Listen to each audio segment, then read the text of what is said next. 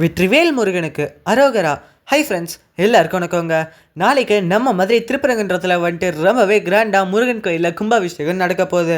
இதில் 4 லட்சம் பக்தர்கள் வந்துட்டு வருவாங்க அப்படின்றது எதிர்பார்க்கப்பட்டிருக்குங்க. அதனால் வந்துட்டு போலீஸ் ஃபுல்லாகவே நல்லா சேஃப்டி பண்ணி அவங்க வந்துட்டு வச்சுருக்காங்க. அது மட்டும் இல்லாமல் நம்மளில் நிறைய பேர் வந்துட்டு லைவ் பார்த்து முருகனை வந்துட்டு கும்பிட்டு அவரோட அருளை வந்துட்டு பெறுவாங்க. நம்ம சும்மா வந்துட்டு லைவ் பார்த்து அருள் பெறாமல் அவரோட ஹிஸ்ட்ரியை கொஞ்சம் தெரிஞ்சுக்கிட்டு நம்ம அவரோட அருளை பெற்றுக்கலாமா? ஸோ அவரோட ஹிஸ்ட்ரியை தான் நான் இந்த வீடியோவில் உங்ககிட்ட ஷேர் பண்ண போகிறேன். ஸோ ஸ்கிப் பண்ணாமல் பாருங்கள். என்னோட பிரித்திங் டாக்ஸ் யூடியூப் சேனலை மறக்காமல் சப்ஸ்கிரைப் பண்ணிடுங்க. வாங்க வீடியோக்குள்ளே போய் பார்க்கலாம்.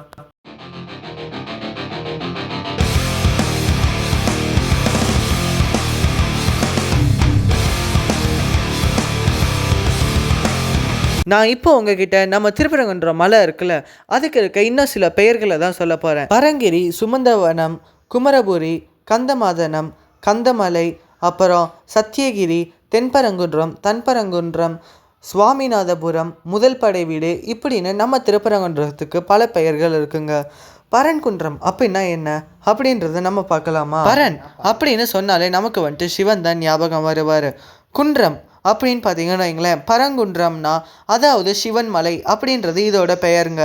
திரு அப்படின்றது வந்துட்டு நம்ம வந்துட்டு மரியாதைக்காக யார் பெயரை சொன்னாலோ ஏதாச்சும் ஊரை சொன்னாலோ இல்லை கடவுளை நம்ம சொன்னாலோ திருன்னு சொல்லுவோம்ல, அது வந்துட்டு இந்த ஒரு பெயரோட ஆட் பண்ணி திருப்பரங்குன்றம் அப்படின்ற பெயர் வந்துட்டு நம்மளோட தென்பரங்குன்றத்துக்கு பெயர் கிடச்சிருக்குங்க. இதனால் தென்பரங்குன்றம்ன்றிய அப்படின்ற டவுட் உங்களில் சிலருக்கு வரலாங்க.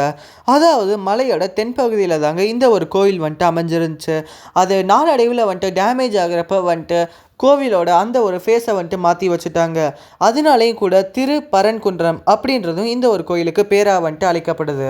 நீங்கள் நார்மலாக இன்னொன்று விஷயம் பார்த்தீங்கன்னு வைங்களேன், நம்ம முருகன்னாலே என்ன சொல்லுவோம், இவர் வந்துட்டு அபிஷேக பிரியன் அப்படின்னு தானே சொல்லுவோம். ஆனால் இந்த திருப்பரங்குன்ற முருகனுக்கு வந்துட்டு எந்த ஒரு அபிஷேகமே நடக்காதுங்க. ஏன்னு பார்த்தீங்கன்னு வைங்களேன், இந்த ஒரு சிலை இருக்குல்ல, இது வந்துட்டு கல்லால் ஆனது இல்லைங்க. அப்புறம் இது எங்கே இருந்தோ கொண்டு வந்தப்பட்ட சிலை இல்லை. அங்கே இருக்க மலையை வந்துட்டு குடஞ்சி செதுக்கப்பட்ட சிலை தாங்க இந்த ஒரு உள்ளே இருக்க முருகனோட சிலை. அதனாலேயே வந்துட்டு அந்த முருகனுக்கு வந்துட்டு எந்த ஒரு அபிஷேகமே பண்ண மாட்டாங்க. அவர் கையில் வச்சுருக்க வேலுக்கு தான் அபிஷேகம் எல்லாமே பண்ணுவாங்க. இங்கே வந்துட்டு முருகனோட எல்லா விசேஷமே வந்துட்டு கொண்டாடப்படுங்க. அதுலேயுமே வந்துட்டு ரொம்ப ஸ்பெஷலானது எதுன்னு பார்த்தீங்கன்னு வைங்களேன், பங்குனி உத்திரம் தாங்க.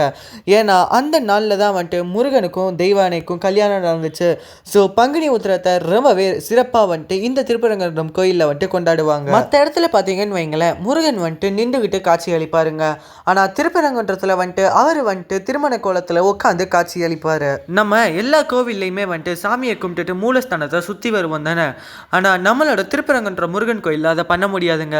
ஏன்னா இது ஒரு குடவரை கோவில். இந்த சிலை வந்துட்டு அந்த பாறையிலேயே வந்துட்டு செதுக்கப்பட்டிருக்குல. ஸோ நம்ம வந்துட்டு அதை சுற்றி வர முடியாது. மொத்த மலையையுமே சுற்றி வந்தால் தான் நமக்கு வந்துட்டு சுற்றி வந்த கணக்கு. நீங்கள் கோவிலெல்லாம் பார்த்தீங்கன்னு வைங்களேன், மூலஸ்தானத்தில் வந்துட்டு ஒரு கடவுள் இருப்பாங்க, இல்லை 2 பேர் இருப்பாங்க அதிகபட்சம் போனால். ஆனால் இங்கே வந்துட்டு மொத்தம் 5 பேர் இருக்காங்கங்க. சிவனும் பெருமாளும் வந்துட்டு ஆப்போசிட்டில் இருப்பாங்க. பெருமாளுக்கு அப்படி பக்கத்தில் வந்துட்டு முருகன் இருப்பார். சென்டரில் வந்துட்டு துர்க்கை, அதுக்கு துர்க்கைக்கு பக்கத்தில் வந்துட்டு விநாயகர் இருப்பாங்க. விநாயகருக்கு பக்கத்தில் சிவன் இருப்பாங்க. இந்த கொடிமரத்தை பார்த்தீங்கன்னாலும் சென்டரில் வந்துட்டு நந்தி இருக்குங்க. ஒரு சைடு முருகனுக்கு நேராக வந்துட்டு மயிலும் விநாயகருக்கு நேராக வந்துட்டு மூஷிகரும் இருப்பாங்க. இந்த கோவில் வந்துட்டு சிவன் வழிபட்ட கோவில், அதாவது சிவனை வச்சு வழிபட்ட கோவில் அப்படின்றது சொல்லப்படுது. அது மட்டும் இல்லாமல் கோவிலுக்கு பின்னாடி பார்த்தீங்கன்னா எங்களை சமணர் படுக்கை வந்துட்டு இருக்குங்க. அங்கே சமணர்களும் வந்துட்டு வழிபட்டாங்க அப்படின்றதுக்கான நிறையா சிலைகள், அதாவது கல்வெட்டுகள் வந்துட்டு அந்த பாறைகளில் வந்துட்டு இருக்குது. நீங்கள் மலை மேலே ஏறி போனால் உங்களுக்கு வந்துட்டு அது தெரியும். நீங்கள் மலை மேலே போனீங்கன்னு வைங்களேன், காசி விஸ்வநாதர் கோயில் வந்துட்டு இருக்குங்க. மலைக்கு சென்டரில் வந்துட்டு மசூதி இருக்கும். இங்கே வந்துட்டு முருகன் திருமண கோலத்தில் வந்துட்டு காட்சி தராருல, அதனால வந்துட்டு திருமணமாகாதவங்க வந்துட்டு இங்கே போனாங்கன்னா அவங்களுக்கு சீக்கிரத்துலேயே திருமணம் ஆயிடும் அப்படின்றது சொல்லப்படுது. அது மட்டும் இல்லாமல் முருகன், துர்க்கை, விநாயகர் இவங்க 3 பேருமே இருக்கனால நம்ம முன் ஜென்மத்தில் பண்ண பாவங்கள், கர்ம வினைகள் இங்கே வந்தால் எல்லாமே கழிஞ்சிடும் அப்படின்றதும் எல்லாருனாலையுமே சொல்லப்படுற ஒரு உண்மையாக இருக்குது. இதில் இருக்கிறதுலேயே ரொம்ப ஸ்பெஷலானது என்னன்னு உங்களுக்கு தெரியுமாங்க? நீங்கள் வந்துட்டு நிறைய நிறைய பேர் என்ன நினச்சிட்டு போவீங்க, ஏய் நாளைக்கு முருகனுக்கு கும்பாபிஷேகம்டா, கண்டிப்பாக நம்ம முருகனை பார்த்துடணும்னு நீங்கள் வந்துட்டு நினச்சிட்டு போவீங்க. ஆனால் ரொம்பவே வந்துட்டு ஷாக்கிங் ஆனது நான் உங்கள்கிட்ட சொல்லட்டா, இன்னைக்கு ஜூலை 13 அண்ட் ஜூலை 14 வந்துட்டு மீனாட்சி அம்மன் கோயிலில் வந்துட்டு நடை வந்துட்டு சாற்றப்பட்டிருக்கு. அது ஏன் உங்களுக்கு தெரியுமாங்க? அதாவது மீனாட்சி அம்மன் கோயிலில் இருக்க முக்கிய தெய்வங்கள் இருக்காங்கள, அவங்க எல்லாருமே வந்துட்டு நம்மளோட திருப்பரங்குன்றத்துக்கு முருகனோட கும்பாபிஷேகத்தை பார்க்கறதுக்காக கிளம்பி வந்திருக்காங்க. ஸோ நாளைக்கு நம்ம போகிறப்ப வந்துட்டு பல தெய்வங்களோட அருள் வந்துட்டு நமக்கு வந்துட்டு கிடைக்குங்க. உங்களில் பலருக்கும் இது தெரிஞ்சிருக்குங்க.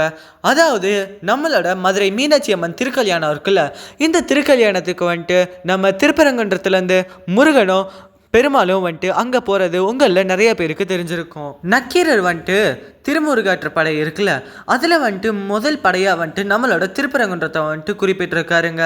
அது மட்டும் இல்லாமல் நம்ம திருமுருகாற்று படை இருக்குல்ல, அந்த பாடல் பாடின இடமும் வந்துட்டு நம்மளோட திருப்பரங்குன்றம் தாங்க. நம்ம திருப்பரங்குன்றத்தில் வந்துட்டு லக்ஷ்மி தீர்த்தம் இருக்குங்க. இந்த லக்ஷ்மி தீர்த்தத்தில் வந்துட்டு உப்பும் மிளகும் வந்துட்டு நம்ம வாங்கி தலையை சுற்றி அதில் போட்டோன்னு வைங்களேன், நமக்கு இருக்க ஸ்கின் ப்ராப்ளம்ஸ் இருக்குல்ல, அது எல்லாமே வந்துட்டு தீர்ந்துடும் அப்படின்றது எல்லாருனாலுமே சொல்லப்படுது.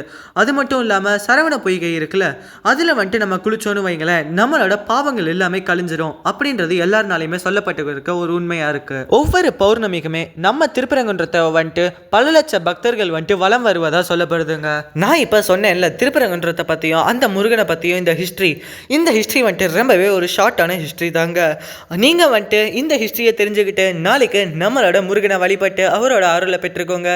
உங்களுக்கு மட்டும் கும்பிடாமல் எனக்கும் சேர்த்து கும்பிட்டுக்கோங்க. இந்த ஒரு வீடியோவை நான் உங்கள் கூட ஷேர் பண்ணணும்னு நினச்சேன், அதனால தான் ஷேர் பண்ணேன். இந்த ஹிஸ்ட்ரி தெரியாத உங்களோட ஃப்ரெண்ட்ஸுக்கு இந்த ஒரு வீடியோவை ஷேர் பண்ணுங்கள். என்னோட பிரித்திங் டாக்ஸ் யூடியூப் சேனலை மறக்காமல் சப்ஸ்கிரைப் பண்ணிவிட்டு இந்த ஒரு வீடியோக்கு லைக்கை தட்டி விட்டுருங்க. Bye. I will meet you on next video. Thank you for watching this video.